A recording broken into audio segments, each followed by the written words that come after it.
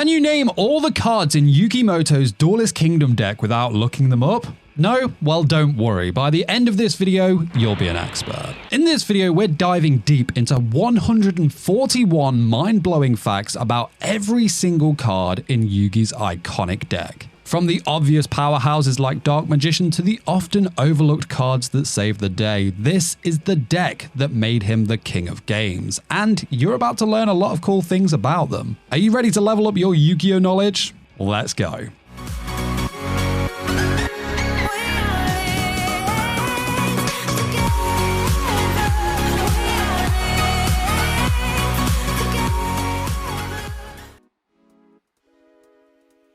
Did you know that Bandai originally held the license for Yu-Gi-Oh? Yes, they released 3 sets between 1998 and 1999 before Konami obtained exclusive rights to the Yu-Gi-Oh brand. Because of this, we have some really interesting differences between the two branded cards. In the case of Beaver Warrior here, the Bandai version of this card has 1,400 attack and 1,800 defense, whereas the Konami card we're all familiar with has 1,200 attack and 1,500 defense.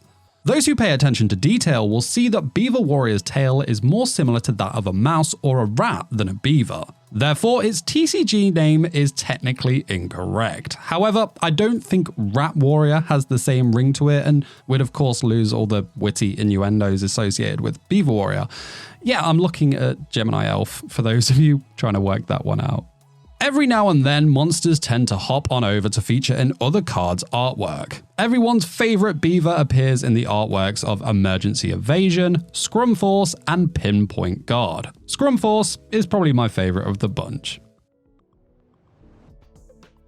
In episode 2, when Yami summons this monster for the first time during his duel with Videotape Pegasus, he refers to this monster as Elf Swordsman, which is its Japanese name.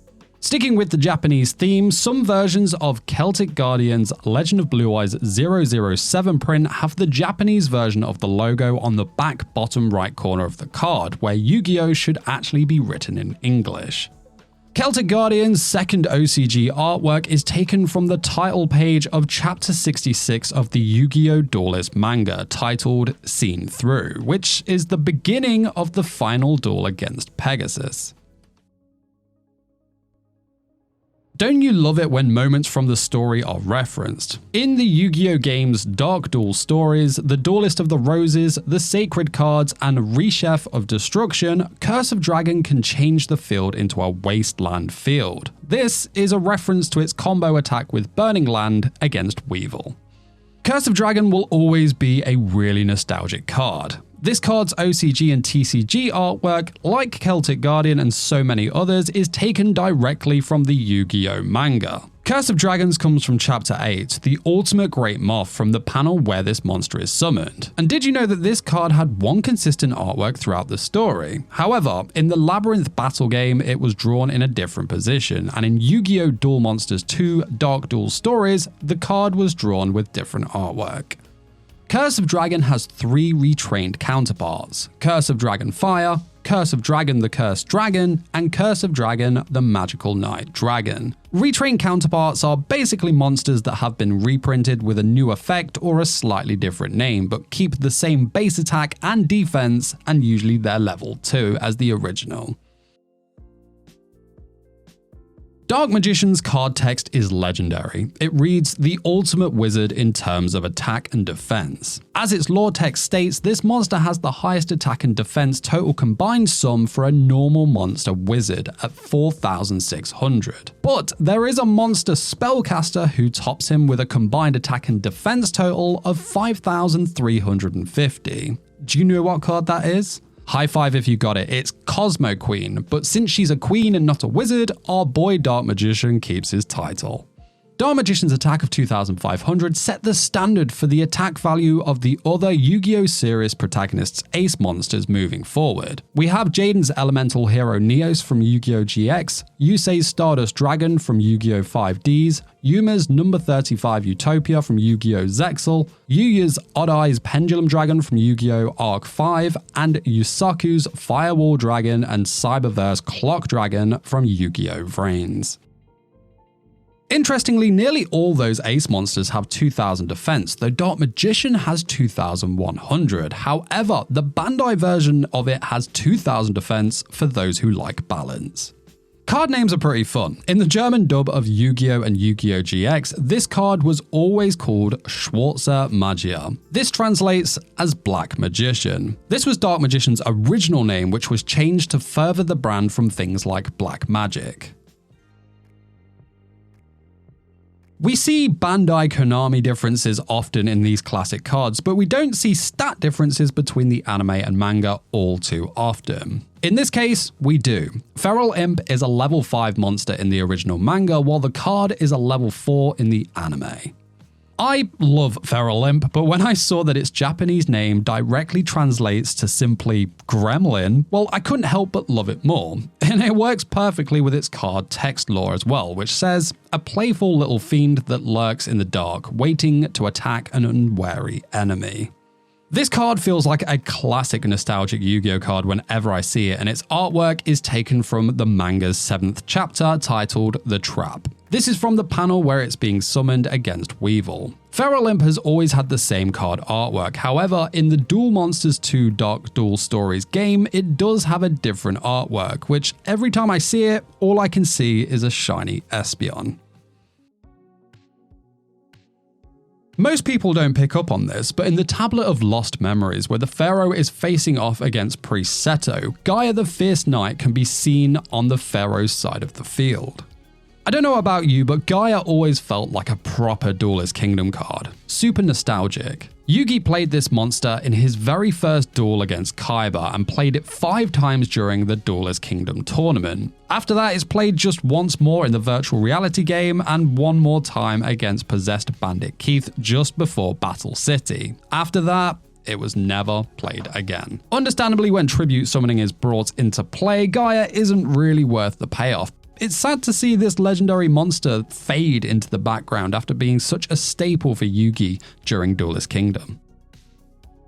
Fusions have given us some awesome monster combinations, and when Gaia and Dark Magician fuse, it's pretty amazing. I mean, you only need a warrior monster for this and not Gaia specifically, but either way, it's awesome. Gaia's horse appears in the artwork of Dark Cavalry, with Dark Magician riding it, which in itself visually represents a fusion between the two for me. At the time of Giant Soldier of Stone's release in 2004, it was one of the most powerful level 3 monsters in terms of its 1300 attack and 2000 defense. Slam that in face down defense position and watch your opponent struggle. It was amazing. Because the only other way you could do that back then was by pulling a super rare mystical elf from a Legend of Blue Eyes pack, which had the same defense but nearly half the attack. However, once Giant Soldier of Stone was finally available, it came as a common card in the structure deck Yugi Evolution, as well as Mystical Elf. But hey, at least you had both now, as well as everyone else. When Yu-Gi-Oh! Makes cards specifically for moments in the series, especially those super questionable moments, it's like pure gold. Unfortunately not Giant Soldier of Stone, but Giant Soldier of Steel features in the artwork for the card Attack the Moon. This card's name and effect are a reference to Yugi and Mako Tsunami's duel, in which Yugi changed his Giant Soldier of Stone to attack position and then attacked his own full moon card, with it causing the tide to go out and beaching Mako's sea monsters. Details you miss unless you really study a card's artwork. Maybe you knew this one, but I'm sure there are some of you that missed this. Did you know the monster is actually holding 2 swords in the card artwork? Yeah, one is slightly hidden under his right arm with only the tip of the sword visible. I personally knew he had 2 swords, but I thought they were holding them in a crossed pose, fully visible. I was wrong.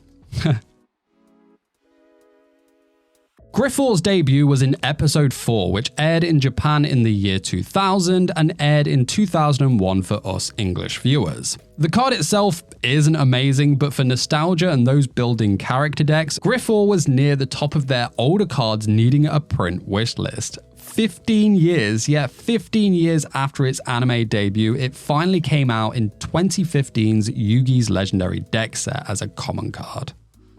Until its release, what we did have, however, was a monster card called Tripwire Beast from the first set of Yu-Gi-Oh! Legend of Blue Eyes. If you pair the two side by side, you can see that Griffore strikes a pose identical to that of Tripwire Beast. In addition to that, despite neither monster being a counterpart of the other, both of them share the same attribute, level, and attack. But it was still no Griffore though, was it? But I'm glad we've got him now. Celebrating his introduction to the TCG, Griffore appears in the artwork of the Super Soldier Ritual spell card, which also came out in 2015. This card helps you ritual summon a Black Luster Soldier monster. Horn Imp is up next, and it hasn't had the same look as Griffore as it has not been printed yet. Now, it did get a print in the OCG, but that was in set 6, released way back in 1999. Maybe we'll get it one day. In the original manga, Horn Imp was a level 5 monster, but was changed to a level 4 monster in the anime and OCG print. Now, if we do get it, I hope it stays that way, because could you imagine having to tribute for that? I mean, to be honest, I think it'll only be character decks that ever play it though. Now, while we wait for its release, we can at least see Horn Imp in the artworks of Stimpak and Side Effects. Neither are really that flattering for him though. Did you know that Koumori is the Japanese word for bat? Therefore, this card's name should be read as Bat Dragon. However, I think Koumori Dragon sounds much better, much more cool. Now, it seems the anime favored this purple critter, as in the 2 episodes that it appeared in, the card had 1700 attack instead of its regular 1500 OCG and TCG attack. I never noticed this until I found this out recently, but do you see how this card's artwork displays the monster with 2 legs? Bat Dragon makes a lot more sense now. However, in any Yu-Gi-Oh! Video game that shows the 3D versions of the monsters, this card is seen with 4 legs. I kind of like the 2-leg version though. Sometimes Yu-Gi-Oh! Attributes and types can seem, well, a little odd. Although this card is a moving mammoth skeleton, this card is a dinosaur type instead of a rock or zombie. Like, I kind of understand it, but it's a mammoth. It's a mammoth, not a dinosaur. You love to see Mammoth Graveyard get some love. This monster has 3 counterparts: a fusion, Great Mammoth of Goldfine, a living one, Last Tusk Mammoth, and a zombie in Zombie Mammoth. In the Yu-Gi-Oh! GX Japanese closing song, Borderline Battle, a bunch of cards from the original era and GX are featured, and at 58 seconds, you get to see our boy Mammoth Graveyard. As well as most of Yugi's Duelist Kingdom deck, to be fair, but let's put the spotlight on our best Mammoth for a second. I mentioned Mystical Elf's impressive defense earlier in the video and how good it was back in the day, but it could have been so much better. In the anime, it had an effect where you could transfer the card's attack to one other monster you control, and the effect can only be used once while this card is face up on the field. Personally, I would have loved to have seen Mystical Elf keep this effect, or have an errata of it so it's not too broken. Interestingly though, in Yu-Gi-Oh! Dark Duel Stories the game, this card is an effect monster that can increase the attack and defense of the Blue Eyes White Dragon by 500 points. Question: do you see this? Some fans believe that the Mystical Elf appears to be based on Galadriel from J.R.R. Tolkien's Lord of the Rings. Is it because she's an elf with blonde hair? Is there more to it? Or have they completely missed the mark? This one is brilliant, and it's more fun with name translations. This card's Arabic name, which I am not going to try and pronounce, translates to Mysterious Girl. And now for the rest of time, every time you see the Mystical Elf, you'll be reminded of the Peter Andre classic Mysterious Girl. However, Mysterious Elf? Mystical Girl? I'm sorry.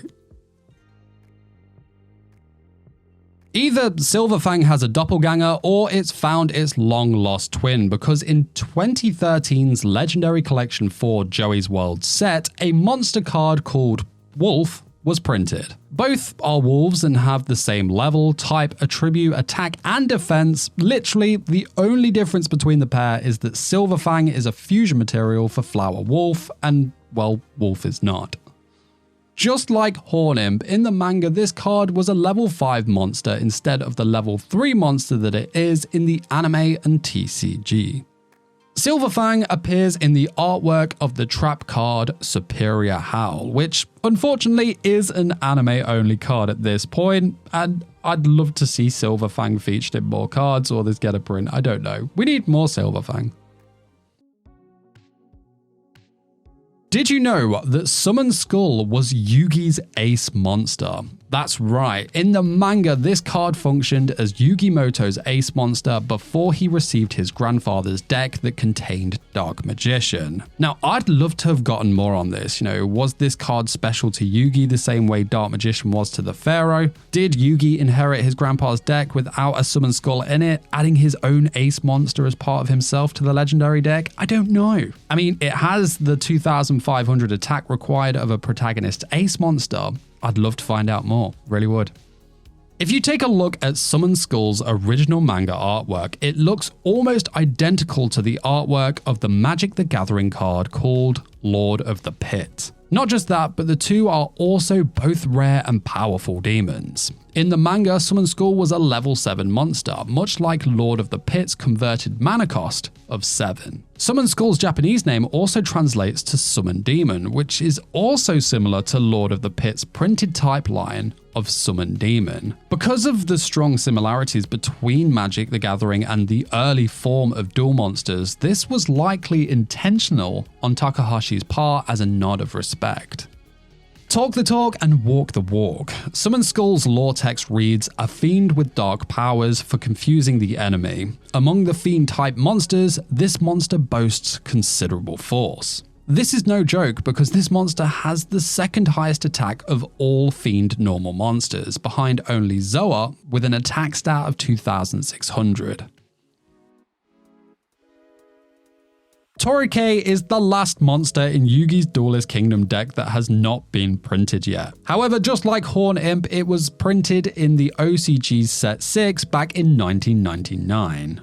Torike has appeared in Yu-Gi-Oh! R. Yu-Gi-Oh! R is a spin-off manga series published in V-Jump in Japan and in English via Viz Media. It takes place after the defeat of Marik and follows the protege of Maximilian Pegasus, Yako Tenma, who is looking to avenge the death of Pegasus. Anyway, back to Torike. It can be seen during a demonstration of how the hologram creating duel tables worked, and look at it. Doesn't it look cute? Now, Torike is a strange name, especially for an international name, but I guess anything goes in these shows, right? However, the name could originate from the words tri and spike in reference to its 3 horns. Winged Dragon Guardian of the Fortress was the monster that started it all, as it was the first ever monster summoned by Yami Yugi, which was of course in episode 1 versus Seto Kaiba. We all know that Yu-Gi-Oh! Likes to make up its own rules from time to time. In the case of Winged Dragon Guardian of the Fortress, its attack in the anime is called Fireball Attack. However, the monster is a wind attribute and its lore text says that this card's signature attack is a sweeping dive. Now, they did play on its attribute and ability to fly in the manga. In Yu-Gi-Oh!'s Death Tea duel with Kaiba in Chapter 37, it is attacked by the Wicked Worm Beast, but the attack was evaded because Winged Dragon Guardian of the Fortress has the power of flight, which gives it a 30% chance of evasion. There may have been a reason for this though. Did you know that in the manga and early designs of this card, it had an effect? Its effect was each time this monster is declared as an attack target, declare 2 numbers between 1 and 6. Your opponent then rolls a 6-sided die. If the result is either of the 2 numbers that you announced, the damage to this card and this card's controller becomes 0. Sounds like it would fit right into Joey's deck, that, wouldn't it? Catapult Turtle was the first ever card to receive an errata that changed its overall functionality. This card's errata gave its effect a once per turn clause, and the change was implemented to prevent the card from being used as any infinite loop or first turn kill strategies. Of course, the card's anime effect would never make it into the OCG and TCG as it was pretty OP. Its effect could destroy one card on your opponent's side of the field while inflicting half of the tributed monster card's attack on the monster's owner. Did you know that during Duelist Kingdom, Yugi only used this card to tribute a monster he owned once? Every other time he used this card, he would use monsters taken from his opponent's side of the field using brain control. This was in view of Yugi's belief against sacrificing monsters for victory. Because of that, this card is not used again during Battle City or the Virtual World arc. This card was only used again in the Waking the Dragon storyline during Yugi's first duel with Raphael, and this was as a metaphor for the Orichalcos' impact on his decision to sacrifice monsters. Kuriboh is often recognized as the first and earliest example of a monster that can activate its effect from the hand, also known as the first ever hand trap. Now, Kuriboh isn't only a fan favourite, but also one of the writer's favourites too. In volume 14 of the Duelist manga, Kazuki Takahashi listed his 10 favourite monsters and Kuriboh finished third. Second place went to the Dark Magician, and taking his top spot was the Blue Eyes White Dragon. However, there are those who don't give Kuriboh the respect it deserves. Kaiba called this card one of the weakest monsters in the game due to its low stats. Ironically, Kaiba Man, a card that is based on Kaiba himself, has less attack points than Kuriboh. I don't want to hear another word! You're a disgrace to the game, Yugi! But it does have more defense. Kuriboh's apparent weakness is also pointed out in chapter 131 of the manga, and we see that Pegasus was shocked that anyone would use it in their deck. Poor Kuriboh, man. Put some respect on that name. Blackluster Soldier had the honor of being the first ritual monster to be summoned during the second series anime, as well as being the first ritual monster summoned by Yugi himself. Most video game texts and the lore of this card's normal monster counterpart indicate that its power is identical to that of the Blue Eyes White Dragon, most likely because of the fact that its attack, defense, and level are all equal to those of the Blue Eyes White Dragon. Now, it also symbolizes a connection or competition between these two cards, which is similar to the relationship between Yugi Muto and Seto Kaiba, because while being rivals, they occasionally fuse the two together to become Dragon Master Knight. Most cards have an 8-digit passcode on the bottom left corner of the card. Passcodes don't really do anything, but in some of the video games you could enter this code and you'd get a copy of that card in the game for part of your collection. Blackluster Soldier was one of very few cards to not have an 8-digit passcode until its reprint in Legendary Collection 3 Yugi's World Mega Pack. However, its reprint in Duelist Pack Battle City, which came after, lacks this code again. Magician of Black Chaos is a legendary and super nostalgic card for many reasons, but one of them is because it is the card that appears in Yami's hand and in the background of the Yu-Gi-Oh! Forbidden Memories video game case. What a game that was. Did you know that this card was released in the TCG nearly 4 years after Dark Magician Girl? Why is that relevant? Well, it's all to do with the Dark Magician Girl's effect. Her effect is that she gains 300 attack for every Dark Magician and Magician of Black Chaos in the graveyard, meaning that for 4 years this card could only benefit from the Dark Magician being in either player's graveyard. As a kid, one of my favourite memories of the card game was calling out the attack names of the monsters before I attacked, just like they would in the show, and Magician of Black Chaos had a badass attack name. In the original manga and anime, its attack was called Destructive Spell Death Ultima, but was changed to Chaos Scepter Blast in the English anime. And sometimes they end up making other cards based on these attack names, and they did just that. In Chaos Scepter Blast, you can see the Magician of Black Chaos doing his thing in the artwork.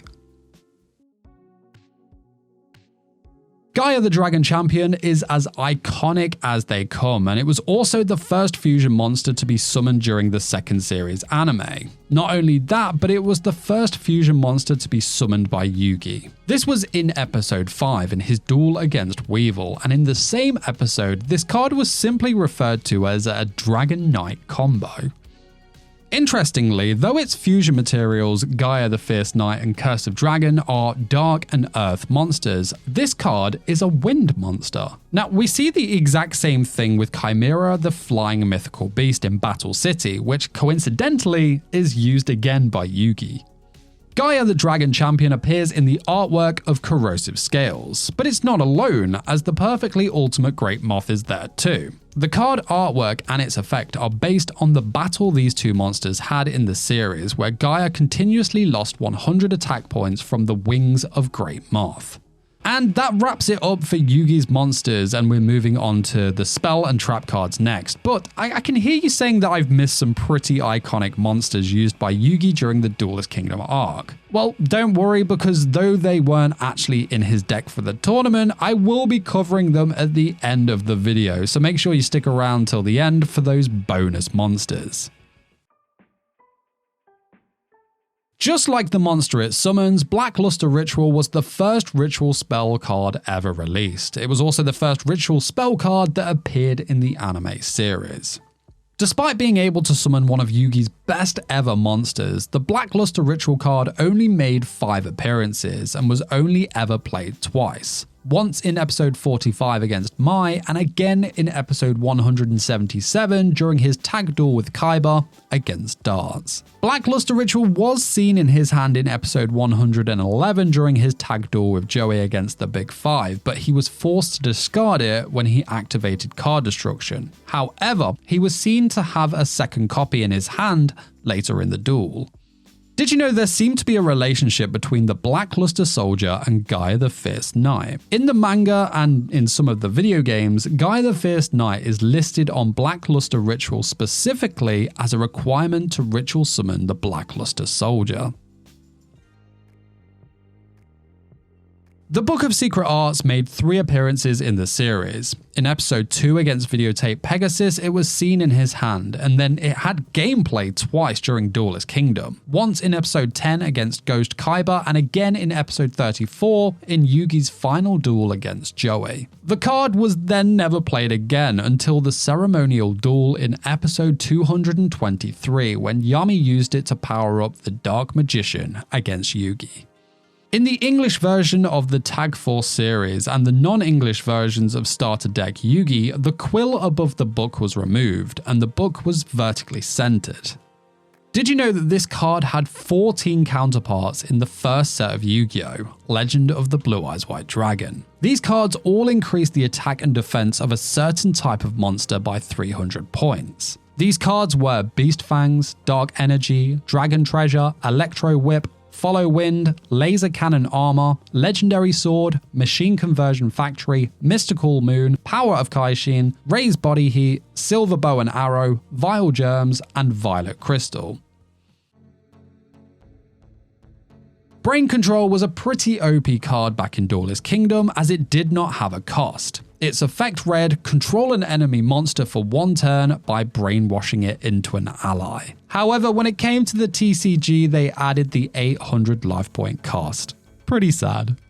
Now, this card was supposed to be an alternative to the Forbidden Change of Heart card. The difference between both cards was that Brain Control had the life point cost and the target had to be face up. This was meant to balance the card, however, it then became forbidden itself. When this card was released, it was completely redrawn compared to its anime and manga artwork. The international dub of the series, however, does use the OCG artwork of this card.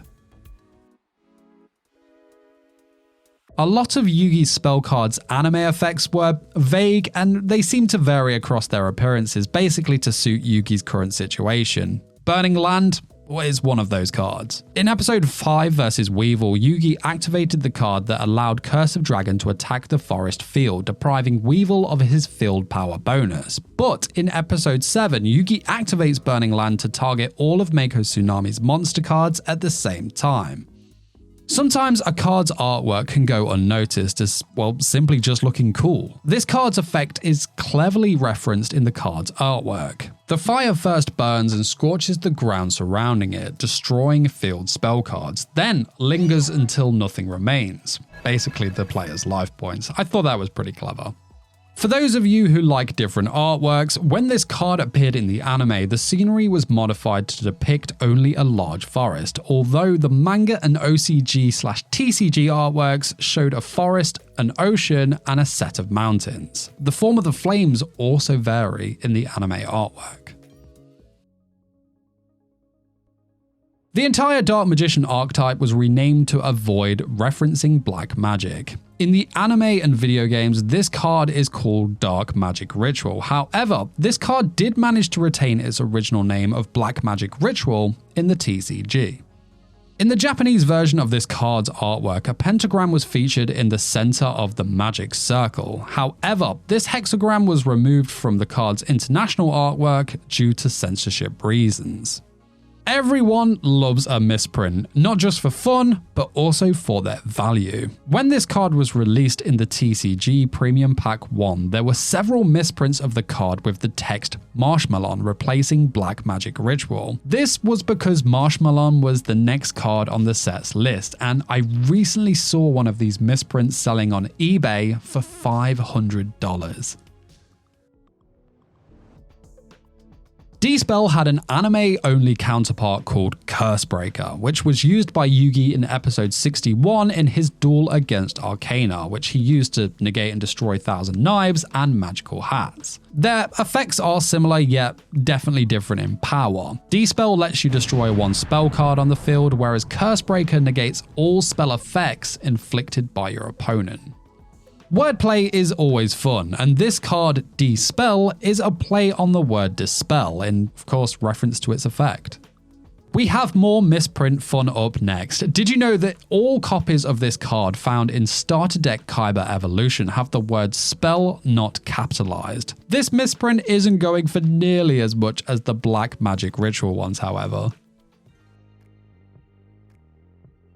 In the anime, this card was the equivalent to the TCG card Beast Fangs, where it increased the attack and defense of an equipped beast-type monster by 300 points, rather than a beast warrior type.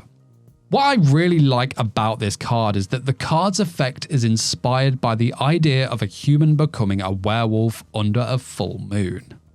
Of course, this card was a part of one of the most infamous moments in all of Yu-Gi-Oh! In episode 7, Yami plays this card during his duel with Mako Tsunami to power up Silverfang. However, because of the moon in play, the level of the tide rises, giving Mako a huge advantage in the duel. To combat this, Yami uses his giant Soldier of Stone to destroy the moon.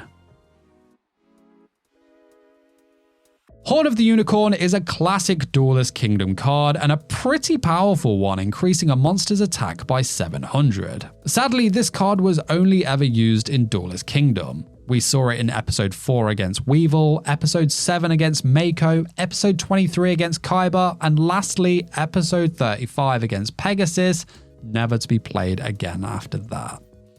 In Yu-Gi-Oh! Duel Monsters, Yu-Gi-Oh! Duel Monsters 2 Dark Duel Stories, Horn of the Unicorn was drawn with a different artwork, where I think it looks more like an upside down ice cream cone. I don't know how that would look on the monsters.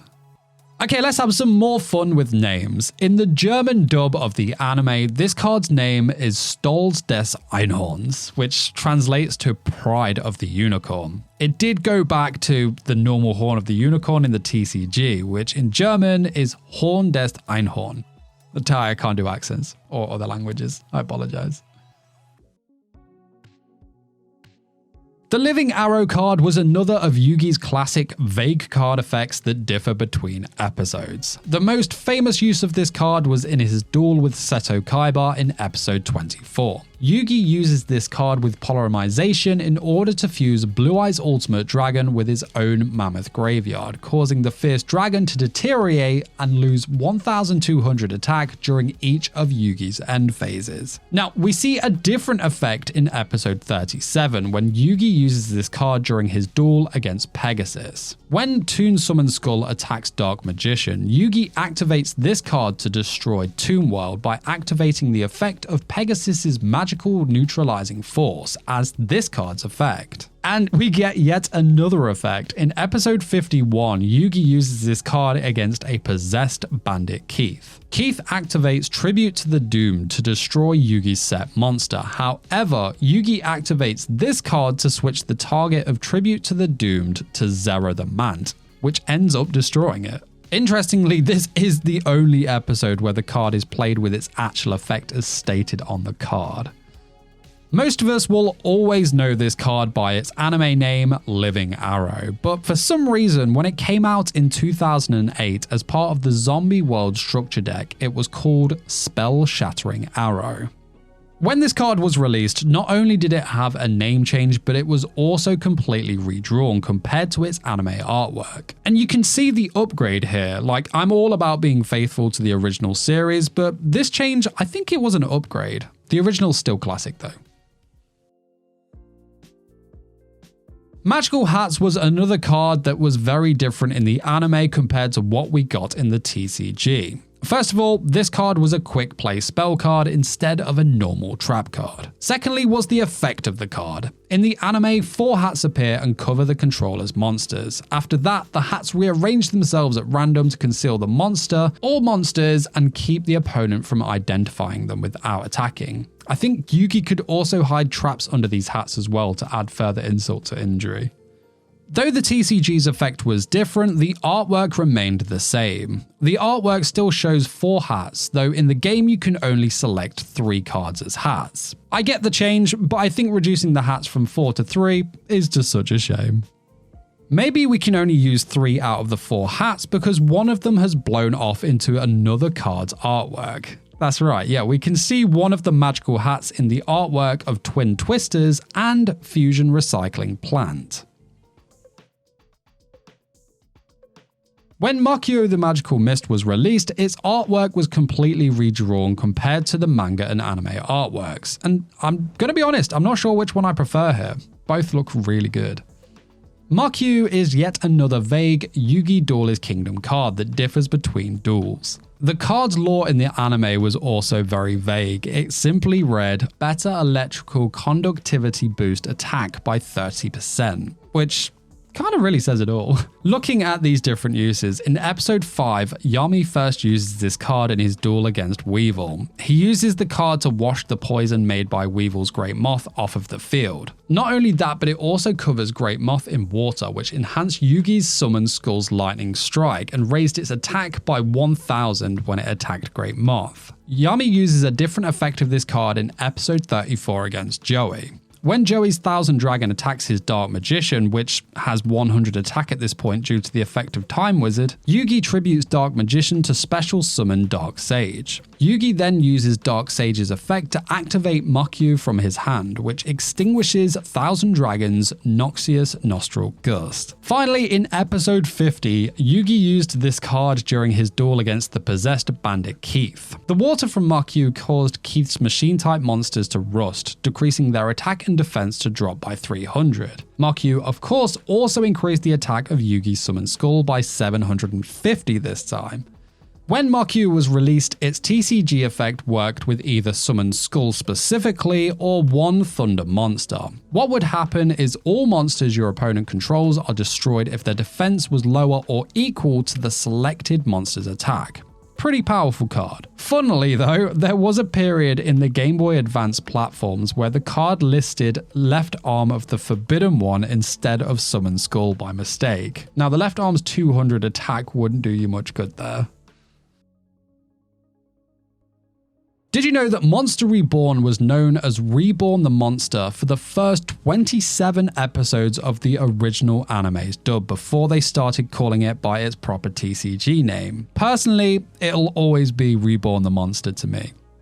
The Ankh in Monster Reborn's Japanese artwork is an ancient Egyptian hieroglyphic that reads as life, symbolizing the idea of eternal life. This fits perfectly with this card's effect.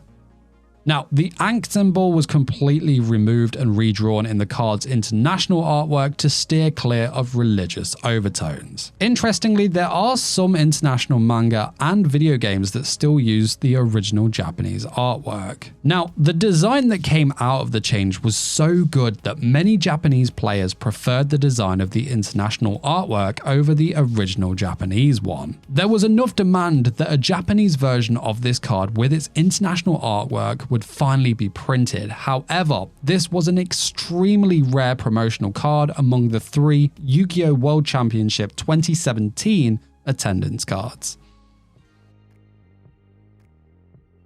Monster Recovery was another classic but Duelist Kingdom only card that would only ever get used twice in the series. The first was in episode 5. A lot of these cards are in episode 5. The episode where Yami duels against Weevil. He activates this card to return his hand, Dark Magician and Torike back to his deck and draw 5 new cards. After redrawing a new hand, Yami summons Kuriboh and Weevil activates Parasite Worm to destroy Kuriboh and inflict its attack as damage to Yami Yugi. The last time it was used was in Yugi's duel against Mai in episode 30. Yugi sets this card as a successful bluff so he could get another turn. On Yami's next turn, he activates this card to return Catapult Turtle and his hand to his deck to draw 5 new cards. Now, the card did make one more appearance in a duel. In episode 36, the card can be seen in Yami's hand in his duel against Pegasus. 2 episodes later, we see that the card is still in Yami's hand.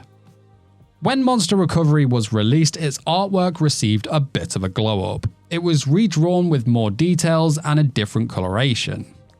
Like many cards, Monster Recovery had some differences between its anime and TCG effects, though pretty minor this time. In the anime, its effect was to return all monsters on your side of the field and cards in your hand to your deck, and then you shuffle the deck and draw 5 new cards. The TCG effect was that you can target one monster you control that is owned by you. If that monster is still on the field, shuffle it and your entire hand into the deck. Also, after that, draw cards equal to the number of cards you shuffled from your hand to the deck by this effect. There's pros and cons to both, but it's not the worst change we've seen, that's for sure.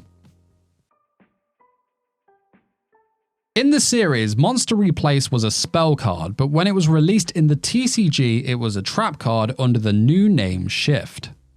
That wasn't the only change. The effect also changed, with the anime effect being far superior. Its anime effect was you can target the monster on your side of the field and replace it with the monster with the highest attack in your hand. Pretty beast, right? The TCG version was when your opponent targets exactly one monster you control for an attack, or with a spell or trap effect, target another monster you control, that would be an appropriate target. That attack, spell, or trap now targets the new monster. It's not bad, but the anime effect is better in my opinion. Sadly, this again is another Duelist Kingdom only card. We only saw it used in 2 duels as well. The first was in episode 21, which was Yami's tag team duel with Joey against the Paradox Brothers. Yami uses this card to switch the position of his Dark Magician and Black Skull Dragon as part of the legendary winning move. The second and last time was in episode 22 in the duel that followed that with Seto Kaiba. Yugi uses this card when Swordstalker attacks Curse of Dragon. Yami activates this card to return Curse of Dragon to his hand and special summon Dark Magician in its place. In the anime, this card could summon 2 additional copies of a targeted monster with 500 or less attack. However, you could alternatively use it on Kuriboh, just like Yugi would, and in that case, as we saw, an infinite amount of Kuriboh tokens would be summoned with disregard to the limit of the amount of monster card zones. TCG players would have to wait a very long time to recreate one of Yugi's most famous plays, as this card, along with Time Machine, which was a card used by Bandit Keith during Duelist Kingdom, was released almost a decade after it was released in the OCG. When this card was released, its artwork was recolored compared to the anime artwork, where the monster looked exactly like Gengar from Pokemon. Did you know that there is another spell card with a very similar effect to Multiply that was also used by Yami in the anime? Well, this card was called Tricky Spell 4, and it was designed for the Tricky, which we saw at the very end of Duel Monsters. Did you know that Mystic Box is based on escape artistry, a popular magic trick that involves the magician reappearing somewhere else? Another card commonly used by Yugi, Magical Hats, is also based on a classic magic technique of utilizing hats to hide and make things emerge. What's also cool is that both cards were the effect of Dark Magician in Dungeon Dice Monsters.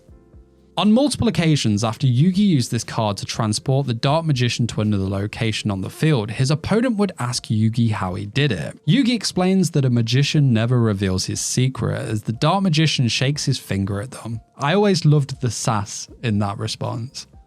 Interestingly, in the anime, Mystic Box could only be used with Dark Magician, as the text on the card reads, "A combo attack that can be done with Dark Magician." Said combo attack would destroy one card on his opponent's side of the field. In the TCG, Mystic Box was changed to be able to be used with all monsters. Its effect was to target one monster your opponent controls and one monster you control. Destroy the first target, then give control of the second target to your opponent.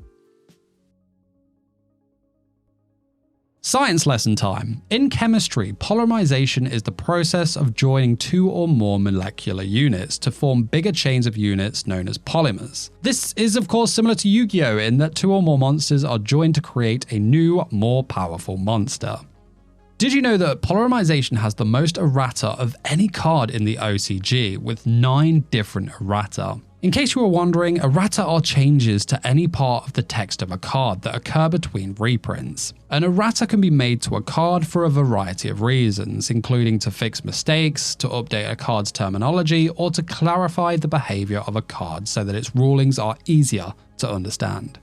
Polymerization is such a powerful and important card that, to no surprise, it is one of the most used cards in the entire series. In fact, Yugi plays this card 21 times throughout the entirety of the original Yu-Gi-Oh! Anime and movies, fusing into some of his most legendary monsters, including Gaia the Dragon Champion, Dark Paladin, Black Skull Dragon, and many, many more. Swords of Revealing Light, like Gaia the Fierce Knight, can also be seen on the Tablet of Lost Memories behind the Pharaoh. Behind Priest Seto, the cards Monster Reborn and Battleox can be seen behind him, as well as the God cards and the 2 Duelist Ace monsters Blue Eyes White Dragon and Dark Magician. In the 2002 Limited and Forbidden lists, the Swords of Revealing Light card was originally semi-limited, but became limited on the September 2003 lists. It remained limited for 16 formats, which was exactly 8 years, before it became semi-limited again on the September 2011 lists. This makes Swords of Revealing Light the card to have spent the longest time on the limited list before leaving. When this card was used in this series, many swords appear, some with the power to hold up a castle without its flotation ring, but in the artwork, only 3 swords are featured. This is because the 3 swords represent the turns that this card can be active for. The artwork for this card features the Eye of Widget, also known as the Eye of Horus. The colour scheme of the Eye of Widget, as well as the 3 characters below it in the card's artwork, have a strong resemblance to those of the Lens of Truth from the Legend of Zelda games. This is further supported by the card's name sounding similar to the tool. As well as that, both this card and the Lens's name share the same theme of ocular ESP, and the Lens of Truth possesses the magic to reveal hidden creatures, secrets, and traps, which is also similar to this card's effect. The Eye of Truth is also similar to the power that the Millennium Eye has in the anime, where you can see your opponent's hand, except this card's effect is a legal way of doing things. The Eye of Truth was another card that had changes when it came to the OCG and TCG. In the anime, this was a spell card and it didn't increase the opponent's life points by 1000 if they had a spell card in their hand.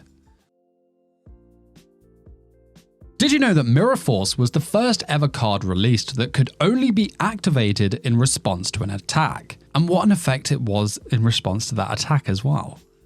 If Mirror Force's effect wasn't already devastating enough, it was even more OP in Duelist Kingdom, as this card would also inflict damage to the opponent equal to the difference between the target monster card's attack and the total attack of all the opponent's monster cards destroyed by this effect. Mirror Force is such an iconic and powerful card that it is the only trap card to appear in each of the first 6 Yu-Gi-Oh! Anime series. Spellbinding Circle is another card that was so much better in the anime, and I personally think it didn't need changing. Both the anime and TCG cards target a monster so that it can't attack or change its battle position. But in the anime, you also had the option of reducing the attack of that targeted monster by 700 points. Spellbinding Circle was another card that got hit by censorship, as all international versions of the card have its hexagram removed. This was to avoid any religious overtones, of course. However, this change ended up benefiting so many other cards. In the TCG, Spellbinding Circle's artwork appears in other cards' artworks as an easy replacement for other cards that featured hexagrams or pentagrams. Examples of these are the 5 Exodia pieces, Magician's Unite, Magician's Circle, Spell Reproduction, Owner's Seal, and Release Restraint Wave. And that's the main bulk of Yugi's Duelist Kingdom deck, but we're not done yet. Let's dive deeper into other cards that were either seen in his hand, fusions with other duelists, and of course the infamous monster lost to the ocean on the boat trip over to the Duelist Kingdom Island. The monsters Battlesteer, Rude Kaiser, and Sangan were all set in defense position in Yugi's first duel against Kaiba in episode 1. Their beating was so bad that they were never seen in the deck ever again. The cards Zombie Warrior and Breath of Light were both seen in Yugi's hand during his duel with Videotape Pegasus, but were never played or seen again in Duelist Kingdom. Dark Hole is used by Yugi in episode 44 to destroy a horde of monsters in the virtual game, but was never played by him in an actual duel. Soul Release wasn't played during the Duelist Kingdom tournament, but just after, or should I say, again, not played. I remember this moment upsetting loads of fans back in the day. In episode 42, Yugi duels Rebecca Hawkins, and this card is shown to be at the top of Yugi's deck after he surrenders to her. The Aspal was that though Yugi surrendered, he technically won because of what would have happened next. If Yugi had drawn and activated Soul Release, he would have used this card to reduce the attack of Shadow Ghoul by 2,300 by banishing 5 monsters from Rebecca's graveyard. This would have then allowed Dark Magician to attack and destroy the weakened Shadow Ghoul and drop Rebecca's life points to 0. Yugi chose to surrender and not play this card because he wanted to show Rebecca that is more to a duel than just winning. Try telling Kaiba that.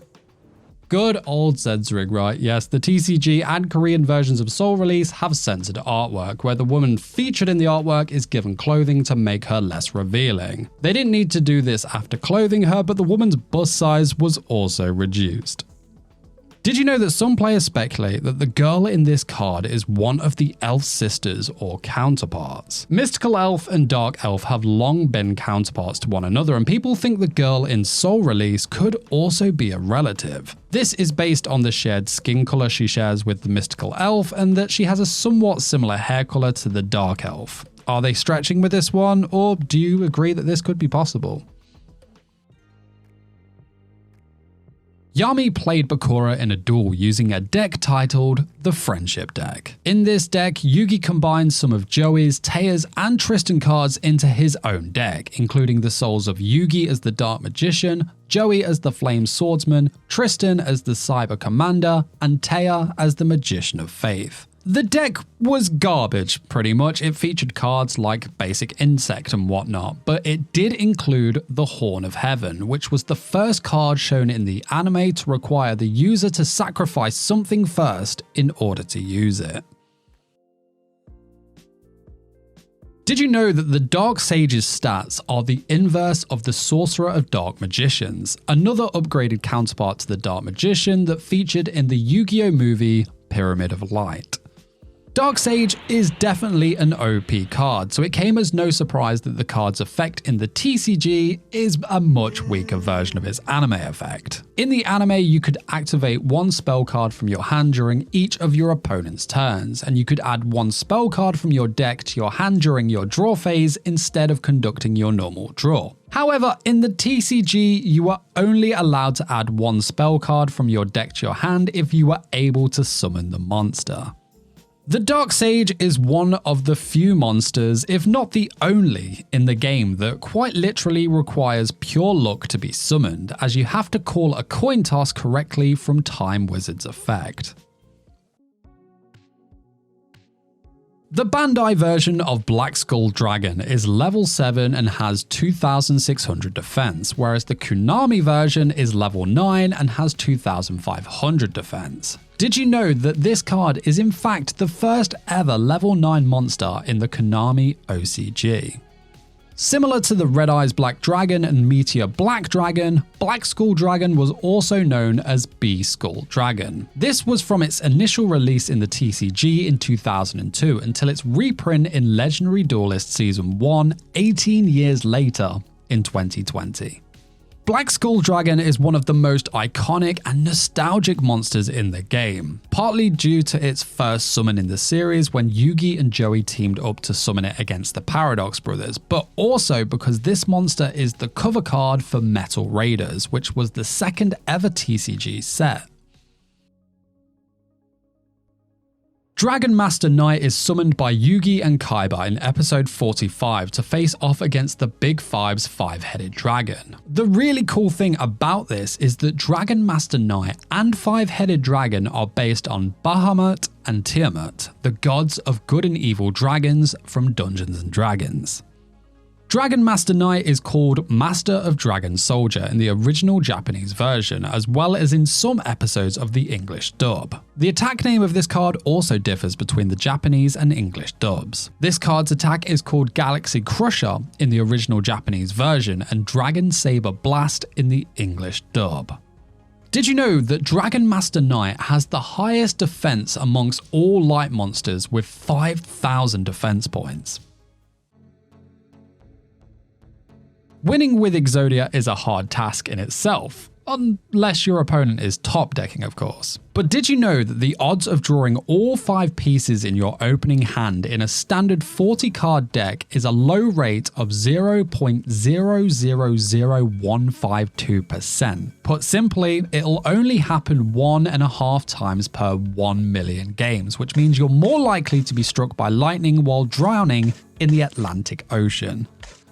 Exodia's dismemberment is said to be a reference to the Egyptian god Osiris, the god of death and judgment, who was sealed away and dismembered himself by the god Set. Exodia the Forbidden One was one of the first 5 effect monsters to ever be released. It came out in 2002 in Yu-Gi-Oh's first ever TCG set, Legend of Blue Eyes White Dragon. The other 4 were Armed Ninja, Man-Eater Bug, Hane, and Reaper of the Cards. Out of all 5, this is the only one that doesn't have a flip effect. And that is every card in Yugi's Duelist Kingdom deck. But what were Yugi's best ever monsters? Well, make sure to check out this video here to see the most powerful monsters summoned by the King of Games. I'll see you over there. Peace, peace!